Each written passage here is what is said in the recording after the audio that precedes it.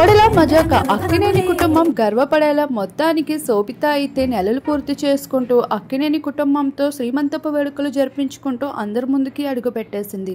నాగ చైతన్యాన్ని పెళ్లి చేసుకున్నప్పటి నుండి శోభిత ఎన్నో కాంట్రవర్సీస్ ని ఎదుర్కొంది. అయితే తనకి పెద్దగా సినీ అవకాశాలు కూడా లేకపోవడం వల్ల చైతన్యాన్ని పెళ్లి చేసుకుంది అనడంలో నో డౌట్. తను నటించిన అన్ని సినిమాలు పెద్దగా హిట్స్ ఏమీ అందుకోలేదు. రీసెంట్ కాలంలో బోల్డ్ వెబ్ సిరీస్ లో సైతం బాలీవుడ్ లో దద్దరిల్లించేస్తూ వచ్చింది.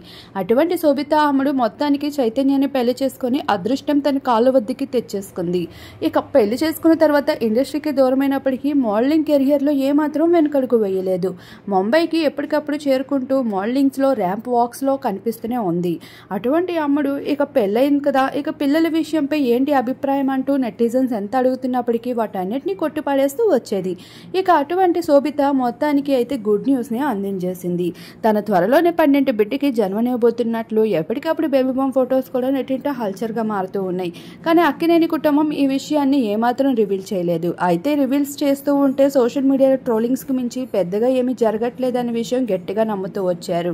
ఈ భాగంగానే ఈ జంట ఈ విషయాన్ని ఎంతో సీక్రెట్ గా ఉంచడంతో పాటు శ్రీమంతం అంటూ కొంతమంది బంధుమిత్రుల సమక్షంలో అయితే నిఖిల్ జరుపుకుంటూ రావడం జరిగిందంట. అఖిల్ కి వదినమ్మ అంటే ఎంతగానో ప్రాణం. తన చైతన్య అన్నయ్య జీవితం ఇలా కావడం వల్ల తను కూడా ఎంతగానో కుమిలిపోతూ వచ్చాడు.